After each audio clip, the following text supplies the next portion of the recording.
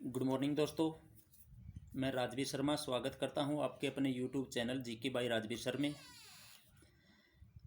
आज हम modern history के बहुत सारे तथ्यों को, प्रमुख आंदोलन हैं, प्रमुख घटनाएं हैं, प्रमुख समझौते हैं, सभी को एक ही वीडियो के माध्यम से कवर करेंगे, जिसके अंदर यानी कि होम रूल आंदोलन है, लखनऊ पैक्ट है, रोल्ट एक्ट है, खिलाफत आंदोलन है, चोरा चोरी कांड है, स्वराज्य पार्टी है, गोलमेज सम्मेलन हैं, गांधी इरविन समझौता, पूना पैक्ट, जलियांवाला बाग हत्याकांड, शिमला समझौता और भूदान आंदोलन जैसे प्रमुख आंदोलन, घटनाएं एवं समझौते हैं जो हमारी परीक्षा की दृष्टि से बहुत ही इम्पोर्टेंट रोल अदा करते हैं। देखो, जैसा कि आप लोगों को पता है कि हिस्ट्री हमारा एक बहुत वास्ट सब्जेक्ट है, लेकिन ध्यान रहे बच्चों, हमने वास्ट को शॉर्ट कैसे बनाना है। मैं आप लोगों के सामने है उन तथ्यों को यानी कि कवर करेंगे जो एग्ज़ाम ओरिएंटेड मैटर है, उसको मैं आपके सामने ला के रखूँगा, और जो एग्ज़ाम ओरिएंटेड मटेरियल नहीं है उसको मैं स्किप करता हुआ आगे बढ़ूँगा। इस प्रकार बिल्कुल जो करीम मटेरियल है उसको हम पढ़ेंगे और बिल्कुल अच्छी तरह से स्टडी करते हुए अपने एग्ज़ाम में सफलता प्राप्त करेंगे। क्योंकि अच्छे क्वेश्चंस, आप लोगों को पता है कि हिस्ट्री एक ऐसा सब्जेक्ट है जहाँ से कोई भी एग्ज़ाम है, किसी भी एग्ज़ाम के अंदर हिस्ट्री तो पूछी जाती है। आप चाहे यानी कि छोटे लेवल के एग्ज़ाम को लेकर बात करें या बड़े से बड़ा यानी कि यूपीएससी तक, हिस्ट्री से क्वेश्चंस अच्छे अच्छे देखने को मिलते हैं। तो हम अपना ज़्यादा टाइम न लेते हुए सीधा अपना यानी कि वीडियो पर चलते हैं और अपनी स्टडी को आगे बढ़ाते हैं। जैसे बात करेंगे हम 1885 से शुरू करते हुए 1951 तक, जिसके अंदर सारे के सारे यानी कि होम रूल आंदोलन है, लखनऊ पैक्ट है, ये सभी घटनाओं को यानी कि मैंने बिल्कुल अच्छी तरह से रिलेट किया है। शुरुआत करते हैं अपनी वीडियो की नेक्स्ट पॉइंट से। सबसे पहले हम देखते हैं कि 1885 यानी कि 1885 में 1885 के अंदर यानी कि आप लोगों को पता है कि भारतीय राष्ट्रीय कांग्रेस की स्थापना की गई थी। अगर आपसे क्वेश्चंस बनता है कि भारतीय राष्ट्रीय कांग्रेस की स्थापना कब की गई, तो स्थापना है भाई 28 दिसंबर 1885 को। सभी को डेट ध्यान याद है और याद रखनी है, क्योंकि कई बार डेट भी पूछी जाती है। अगर आपसे पूछा जाता है कि इसके संस्थापक कौन थे, तो इसके संस्थापक थे बेटा A.O. ह्यूम, जो कि रहने वाले थे कहाँ के, स्कॉटलैंड के रहने वाले थे। A.O. ह्यूम का कई बार पूरा नाम पूछ लिया जाता है, तो एलन ऑक्टेवियन ह्यूम इनका पूरा नाम था, जो कि एक अंग्रेजी रिटायर्ड अधिकारी हुआ करते थे। और वैसे तो देखा जाए एक क्वेश्चन इनके सामने इसके संदर्भ में और अच्छा निकल सकता है, ये भारत के अंदर एक पक्षी विज्ञानी भी थे, पक्षी वैज्ञानिक भी थे। लेकिन अगर मैं आपसे एक कमेंट के माध्यम से क्वेश्चंस पूछना चाहूँगा कि बर्डमैन ऑफ इंडिया के नाम से किसे जाना जाता है, उसको कमेंट में आपका आंसर देना है। अगर बात की जाए कि इसकी स्थापना के संदर्भ में स्थान कौन सा था, कि किस स्थान पर इसकी स्थापना हुई, तो बम्बई के गोकुलदास तेजपाल संस्कृत विद्यालय के अंदर इसकी स्थापना हुई। लेकिन अगर पूछा जाए आपसे क्वेश्चन कि जब इसकी स्थापना हुई यानी कि भारतीय राष्ट्रीय कांग्रेस की स्थापना हुई, तो भारत में वायसराय कौन थे, तो आंसर होगा कौन, लॉर्ड डफरिन थे, वो वायसराय थे। आप लोगों को पता होना चाहिए कि जिसे आप भारतीय राष्ट्रीय कांग्रेस कह रहे हो, क्या प्रारंभ में उसका नाम यही था? नहीं, इसका नाम प्रारंभ में क्या था, भारतीय राष्ट्रीय संघ था। क्या नाम था भाई, भारतीय राष्ट्रीय संघ था, जिसे दादा भाई नौरोजी ने इसका नामकरण बाद में यानी कि क्या किया था, भारतीय राष्ट्रीय कांग्रेस है वो किया था। ध्यान रखना है इस पॉइंट का। तो इतने तथ्य हमें यानी कि भारतीय राष्ट्रीय कांग्रेस के संदर्भ में अवश्य ध्यान रखने हैं, और कांग्रेस के संदर्भ में जो अधिवेशन वगैरह हैं उनकी मैं अलग वीडियो है उसके माध्यम से उनको कवर करेंगे। तो इतने तो जरूर रखने ही रखने हैं आपको साथ में। नेक्स्ट देखते हैं हम आगे। अगर बात करें हम 1885 के बाद में होम रूल आंदोलन की, किसकी भैया, होम रूल आंदोलन की, जिसकी स्थापना कब है, 1916 में होम रूल आंदोलन की स्थापना की गई। होम रूल आंदोलन की स्थापना के संदर्भ में बहुत सारे क्वेश्चंस देखने को हमें मिलते हैं। सबसे पहले तो यही पूछा जाता है कि भारत के अंदर जो होम रूल आंदोलन था वो किस देश से प्रभावित था। तो मैंने क्वेश्चंस को यानी कि नोट किया है कि होम रूल आंदोलन भारत में जो हुआ वो आयरलैंड से प्रभावित था। भारत के अंदर होम रूल आंदोलन के जनक कौन थे, किसके द्वारा शुरुआत की गई, कहाँ से की गई, कौन से समाचार पत्रों के माध्यम से इसकी शुरुआत की गई, तो हम देखते हैं उनके संदर्भ में। सबसे पहले मैं बात करूँ बाल गंगाधर तिलक की। बाल गंगाधर तिलक ने क्या किया था कि अपने समाचार पत्र के माध्यम से बाल गंगाधर तिलक ने समाचार पत्र, बाल गंगाधर तिलक द्वारा रचित समाचार पत्र कौन सा था? एक तो केसरी था, जो कि कौन सी भाषा में था? मराठी भाषा में था। कौन सी भाषा में? मराठी भाषा में केसरी था, जिसके माध्यम से उन्होंने प्रचार प्रसार किया। दूसरा एक उनका समाचार पत्र था मराठा, जो कि कौन सी भाषा में था? अंग्रेजी भाषा में था। इन्होंने, इन समाचार पत्रों ने इस आंदोलन के प्रचार में अग्रणी कार्य किया था, ये भी हमें ध्यान रखना है। दूसरी तरफ अगर मैं पूछूं कि बाल गंगाधर तिलक ने कहाँ से होम रूल आंदोलन का यानी कि नेतृत्व किया, तो बेलगांव से। बेलगांव कहाँ पड़ता है? पुणे के अंदर पड़ता है। कहाँ पड़ता है बेटा? पुणे के अंदर बेलगांव पड़ता है। और पुणे कहाँ पड़ता है? महाराष्ट्र के अंदर पड़ता है। आपको ये पॉइंट ध्यान रखना है। दूसरी तरफ अगर मैं बात करूं एनी बेसेंट की, एनी बेसेंट ने यानी कि होम रूल आंदोलन का नेतृत्व कहाँ से किया था? मद्रास से किया था। उनके भी कुछ समाचार पत्र थे एनी बेसेंट के, जिन्होंने यानी कि अग्रणी भूमिका निभाई इस आंदोलन के प्रचार प्रसार में। क्वेश्चंस बनता है, एनी बेसेंट ने अपने दैनिक पत्र न्यू इंडिया तथा साप्ताहिक पत्र कॉमनवेल्थ द्वारा होम रूल आंदोलन का प्रचार किया था। तो ये पॉइंट भी हमें ध्यान रखना है। कई बार क्वेश्चंस देखने को ये से मिल जाते हैं कि सर्वप्रथम आयरलैंड में आयरिश नेता रेडमैंड के नेतृत्व में, नेता कौन था भाई? रेडमैंड था, के नेतृत्व में होम रूल लीग की स्थापना की गई थी। अगर पूछा जाए कि 28 अप्रैल 1916 ईस्वी को बाल गंगाधर तिलक द्वारा महाराष्ट्र होम रूल लीग की स्थापना की गई, जिसका केंद्र कहाँ स्थित था? ऐसा कुछ क्वेश्चंस बन चुका है। उसका केंद्र कहाँ था? पुणे के अंदर था। ये क्वेश्चंस भी हमें ध्यान रखना है। इसके बाद एनी बेसेंट ने मद्रास में Akhil Bharatiya home rule league की स्थापना की थी। तो इतने क्वेश्चंस आपको ये ध्यान रखने हैं। जो स्टूडेंट्स HSSC की तैयारी कर रहे हैं उनके लिए एक कमेंट का क्वेश्चन है कि हरियाणा के अंदर होम रूल आंदोलन के सबसे बड़े नेता कौन थे? तो आपको इसका आंसर कमेंट में देना है। नेक्स्ट पॉइंट देखते हैं बेटा, रोल टैक्ट का। आपको पता है कि रोल टैक्ट कब आया? 1919 में ही। रोल टैक्ट आने का कारण क्या था और इसको काला कानून कहा गया, क्यों कहा गया, उसके संदर्भ में भी हम चर्चा करेंगे। रोल टैक्ट को काला कानून इसलिए कहा गया क्योंकि इसके अंतर्गत किसी भी व्यक्ति को संदेह के आधार पर गिरफ्तार कर लिया जाता था।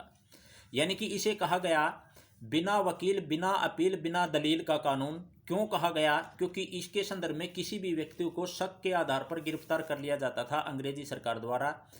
और इसी दौरान दो व्यक्ति जो पंजाब के यानी कि प्रमुख नेता थे, सैफुद्दीन किचलू और डॉक्टर सत्यपाल, इन दोनों व्यक्तियों को गिरफ्तार कर लिया गया। कब गिरफ्तार कर लिया गया और उसके संदर्भ में क्या घटना घटी? 10 अप्रैल 1919 को पंजाब के लोकप्रिय नेता सैफुद्दीन किचलू और डॉक्टर सत्यपाल को गिरफ्तार किया गया।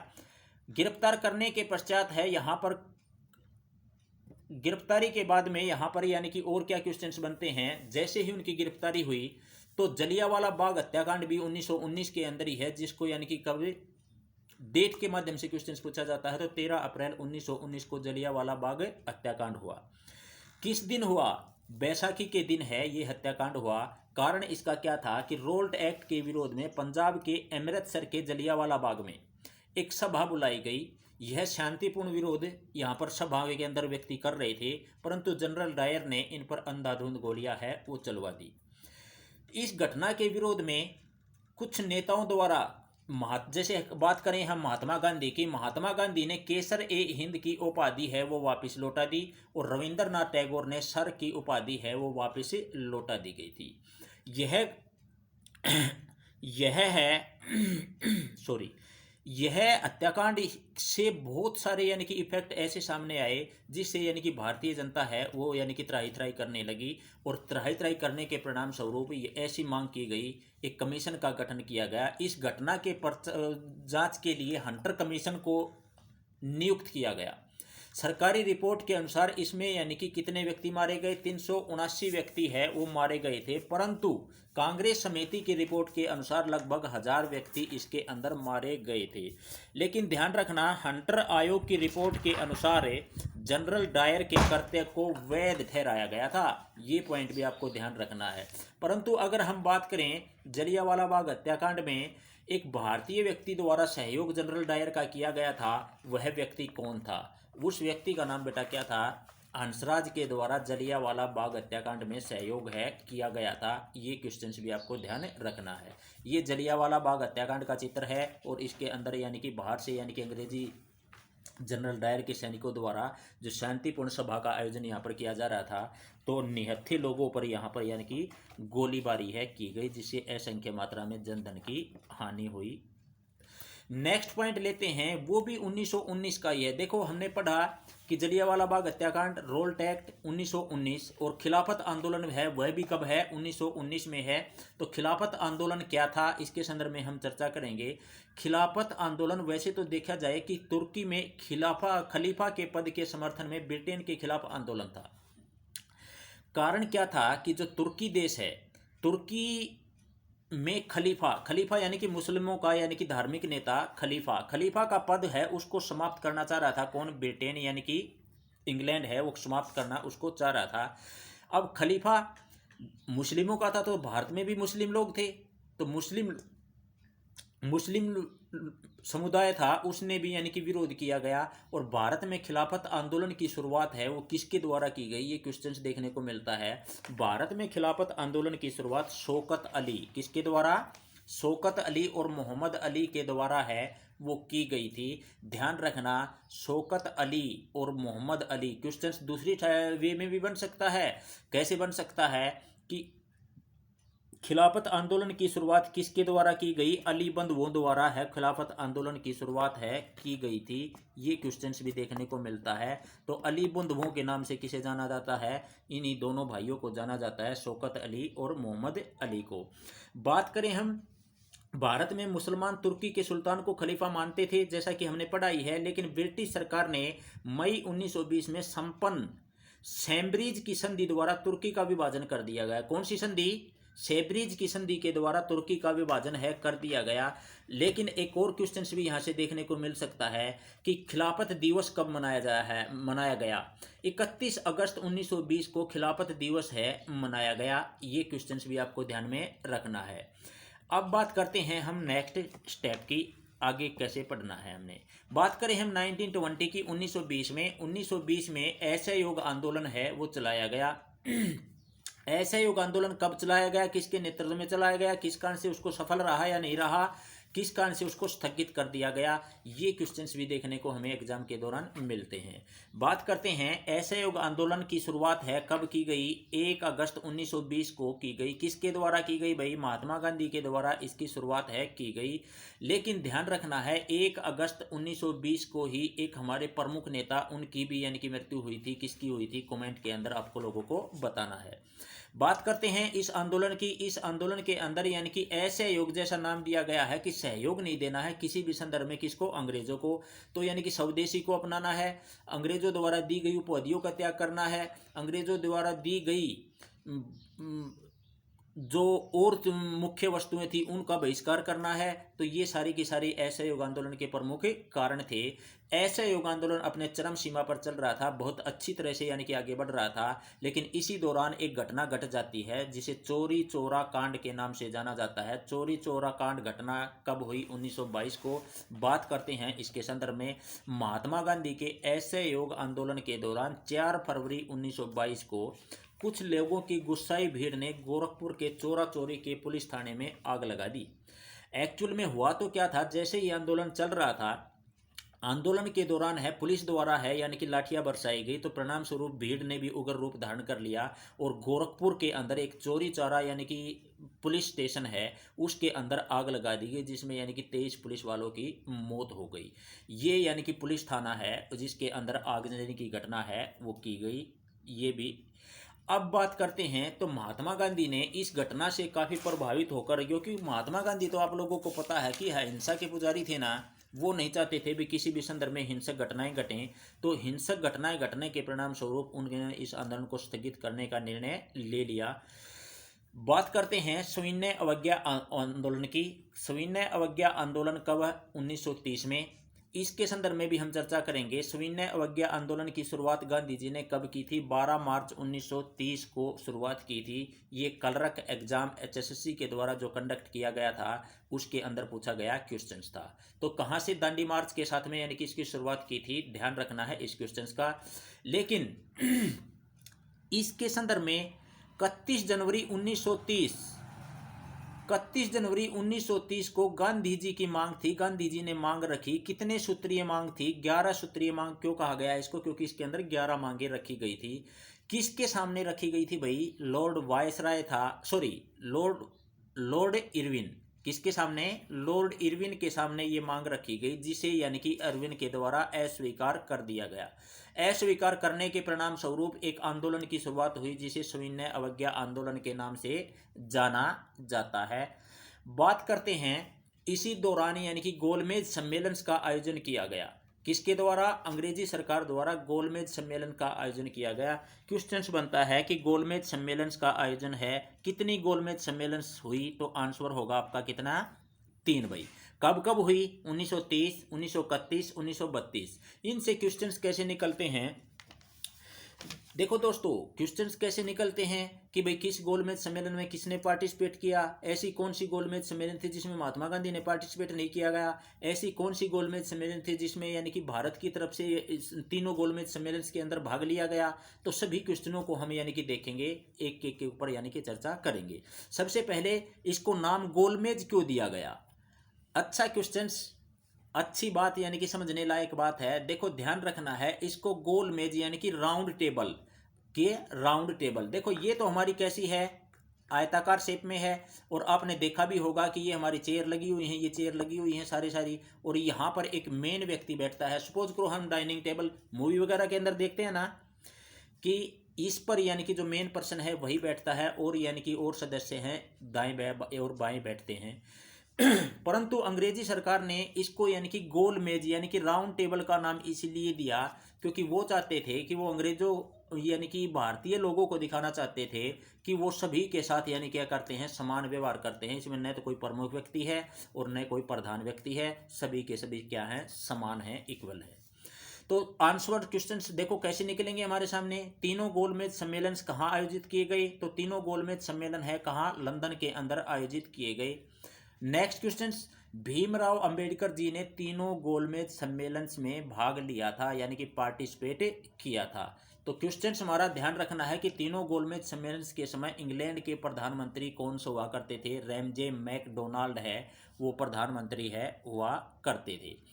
प्रथम गोलमेज सम्मेलन के संदर्भ में अन्य तथ्यों के संदर्भ में बात करेंगे कि कौन कौन से यानी कि किस तिथि को आयोजित हुआ। 12 नवंबर 1930 को प्रथम गोलमेज सम्मेलन का आयोजन किया गया। परंतु ध्यान रखना है, ईयर तो जरूर ध्यान रखना है, डेट ना ध्यान रखो तो कोई बात नहीं है। 1930 में इसका आयोजन किया गया। अगर पूछा जाए कि स्थान, किस स्थान पर आयोजित हुई, तो सेंट जेम्स पैलेस, जो कि कहाँ पड़ता है? लंदन में। वायसराय कौन थे भाई? वायसराय थे लॉर्ड इरविन। इसके अंदर और भी क्वेश्चंस कैसे निकल सकते हैं? भारतीय राष्ट्रीय कांग्रेस और महात्मा गांधी ने इसमें पार्टिसिपेट नहीं किया था। तो क्वेश्चंस बनेगा कि प्रथम गोलमेज सम्मेलन में क्या कांग्रेस ने पार्टिसिपेट किया? नहीं किया। क्या महात्मा गांधी ने पार्टिसिपेट किया? नहीं किया। नेक्स्ट देखते हैं तो फिर किस किस ने पार्टिसिपेट किया था। मुस्लिम लीग के नेता मोहम्मद अली जिन्ना, आगा खां और मोहम्मद अली के द्वारा पार्टिसिपेट है इसके अंदर किया गया था। और भी क्वेश्चंस देखने को मिल सकते हैं कि दलित वर्ग के नेता बाबा साहब भीमराव अंबेडकर ने भाग लिया था। वैसे तो इन्होंने तो तीनों में ही लिया था, वो पॉइंट आपको ध्यान रखना ही रखना है। नेक्स्ट बात करते हैं गांधी इरविन समझौता की। गांधी इरविन समझौता है वो कब हुआ, किस किस के संदर्भ में हुआ? इसका नामकरण ही इसलिए किया गया है क्योंकि ये किस किस के मध्य हुआ था? गांधी तथा और इरविन के मध्य हुआ था। इसमें महात्मा गांधी और यानी कि लॉर्ड इरविन ने शर्त रखी और उधर हमारे किसने? महात्मा गांधी जी ने भी शर्त रखी। किसने कैसे रखी शर्तें? तो लॉर्ड इरविन ने शर्तें क्या रखी कि सविनय अवज्ञा आंदोलन है जो भारत में चल रहा है उसको क्या किया जाए? समाप्त किया जाए। और कांग्रेस गोलमेज सम्मेलन में भाग लेने के लिए कहाँ आए? लंदन में आए, क्योंकि सभी गोलमेज सम्मेलन का आयोजन तो कहाँ हो रहा था? लंदन में ही हो रहा था ना। तो ब्रिटिश सामान का बहिष्कार ना किया जाए, यानी कि इरविन द्वारा यानी कि मांग रखी गई ब्रिटिश सामान है उसका बहिष्कार है ना किया जाए। इसी के दौरान है यानी कि हमारी तरफ से यानी कि महात्मा गांधी ने शर्तें रखी जिसे 11 सूत्रीय मांग के नाम से जाना जाता है। तो 11 सूत्रीय मांग कौन कौन सी थी, इसके संदर्भ में हम चर्चा करना क्यों आवश्यक समझते हैं, क्योंकि इससे क्वेश्चंस हैं वो देखने को मिलते हैं। कैसे क्वेश्चंस देखने को मिलेंगे कि 3 मांगे हैं वो दे दी जाएगी, एक मांग ऐसी दे दी जाएगी जो इस यानी कि 11 सूत्रीय मांग के अंदर नहीं थी। तो वहां से अगर हमें 11 सूत्रीय मांगों का पता ही नहीं होगा तो उस अलग मांग को कैसे अलग कर पाएंगे, हमारा क्वेश्चन हमारा गलत हो जाएगा। तो ध्यान रखना है, अच्छे क्वेश्चंस देखने को मिलते हैं और यहाँ से क्वेश्चंस पूछ लिया जाता है। अगर हम बात करें कौन कौन सी थी मांग, पूर्ण रूप से शराब पर प्रतिबंध है वो लगाया जाए, विनिमय की दर घटाकर 1 शिलिंग 4 पैसा है वो कर दी जाए, भूमि लगान आदि हो और उस पर काउंसिल का नियोजन रहे। 3 मांगे हुई। नमक कर को समाप्त किया जाना चाहिए, 4th मांग थी। सेना संबंधी व्यय को कम से कम 50% की कमी हो, क्योंकि सेना के ऊपर यानी कि बहुत सारा पैसा है उस टाइम पे खर्च किया जा रहा था। 6th मांग थी, बड़ी बड़ी सरकारी नौकरियों का वेतन है वो आधा कर दिया जाए।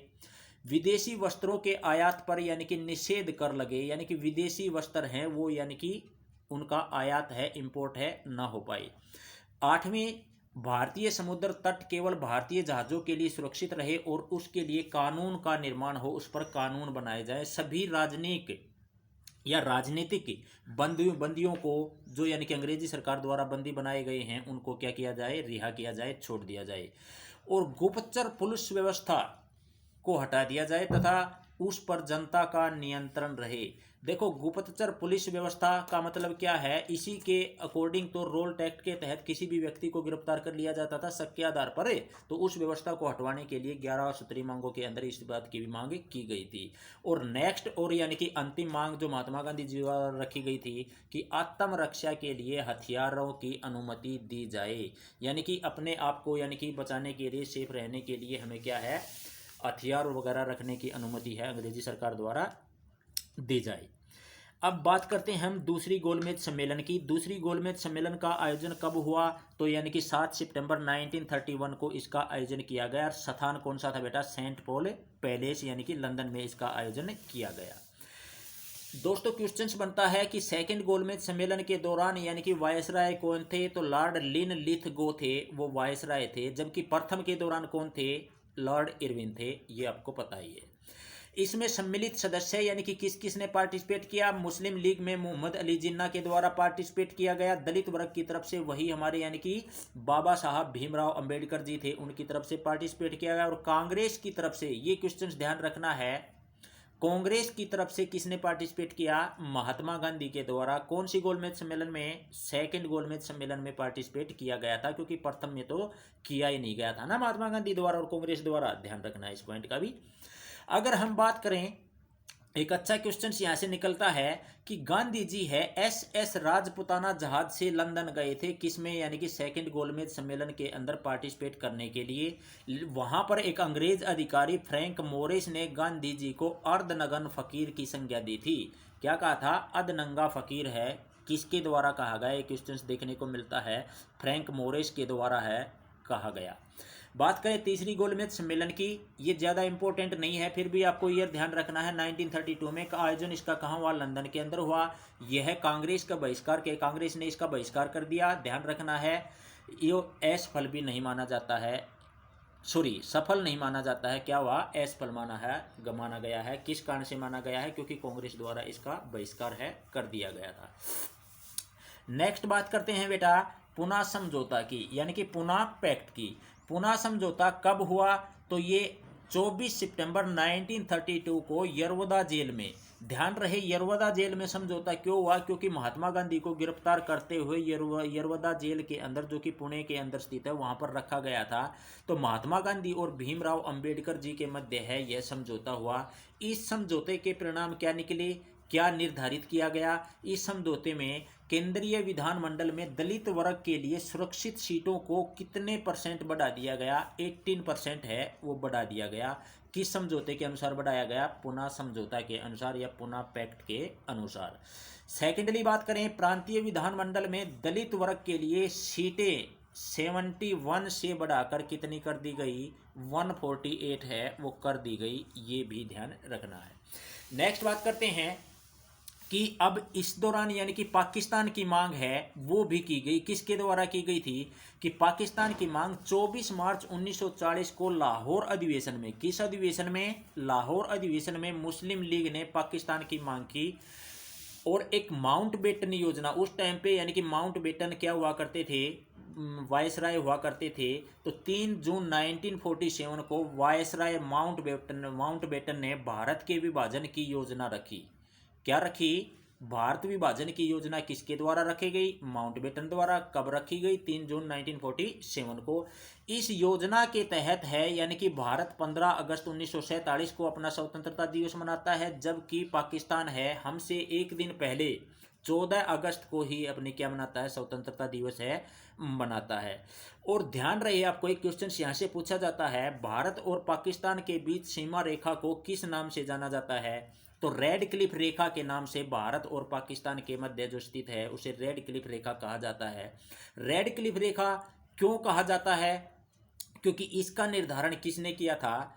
रेड क्लिफ के द्वारा किया गया था। लेकिन एक अच्छा फैक्ट मैं आप लोगों को इस संदर्भ में और बताऊं, देखो ये आपको मैप के अंदर दिखाई दे रही है, ये हमारी क्या रेड क्लिफ रेखा है जो कि भारत और पाकिस्तान के मध्य स्थित है। आपको पता होगा कि इस साइड तो हम कह रहे हैं कि पाकिस्तान है ही है, लेकिन इस टाइम पे यहाँ पर पूर्वी पाकिस्तान हुआ करता था, जिसे वर्तमान में बांग्लादेश के नाम से जाना जाता है। तो रेड क्लिफ ने क्या किया? रेड क्लिफ इस सीमा का निर्धारण करने के लिए भारत नहीं आया था, उसने वहां इंग्लैंड में बैठे बैठे ही मैप के ऊपर ही इसका निर्धारण कर दिया। तो ये हिस्सा है इसको यानी कि पश्चिमी पाकिस्तान कहा गया, और ये जो हिस्सा था इसको पूर्वी पाकिस्तान कहा गया, जो बाद में यानी कि बांग्लादेश बना। कब बना था? कमेंट करके बताना है इस तथ्य को भी, यानी कि बांग्लादेश कब बना। बात करते हैं भूदान आंदोलन की। भूदान आंदोलन 1951 में विनोबा भावे द्वारा चलाया गया था। क्वेश्चंस बनता है कि विनोबा भावे द्वारा 1951 में कौन सा आंदोलन चलाया गया? भूदान आंदोलन है, चलाया गया था। भूदान आंदोलन यानी कि भूमि का दान करना। यह आंदोलन काफ़ी सक्सेस रहा। बहुत सारे यानी कि यहाँ तक भी बताया जाता है कि पूरे के गांव हैं वो दान स्वरूप है दे दिए गए थे। लेकिन एक महत्वपूर्ण क्वेश्चन इसके अंदर, और क्वेश्चन आपकी परीक्षा की दृष्टि से इंपॉर्टेंट बन जाता है कि भूदान आंदोलन में सबसे पहले भूमि को दान करने वाले व्यक्ति कौन थे? तो आपका आंसर होगा दोस्तों रामचंद्र रेड्डी थे, वो प्रथम व्यक्ति थे जिन्होंने भूमि दान स्वरूप दी थी। नेक्स्ट देखते हैं, ये भूदान आंदोलन है बहुत ही सक्सेस आंदोलन रहा, जिसका नेतृत्व किसके द्वारा? विनोबा भावे के द्वारा किया गया था। तो दोस्तों ये हमारी वीडियो थी, कैसी लगी शेयर करना है, कमेंट करना है, और कमेंट करते हुए बताना है कि ये वीडियो आप लोगों को कैसी दिखी। और इसके संदर्भ में आप लोगों को पता है कि आपका अपना channel GK by Rajveer sir, इसको क्या करना है? लाइक करना है, शेयर करना है, सब्सक्राइब करना है। अगर आप लोगों को वीडियो अच्छी लगी है तो ऐसी ही अच्छी वीडियोज़ आपकी यानी कि पूरी हिस्ट्री, जो अनवांटेड मटेरियल है उसको स्किप करते हुए अच्छा मटेरियल है, एग्जाम ओरिएंटेड मटेरियल है, उसको हम कवर करेंगे डे बाय डे अलग अलग वीडियोज़ के माध्यम से। थैंक यू दोस्तों, गुड मॉर्निंग, नमस्कार।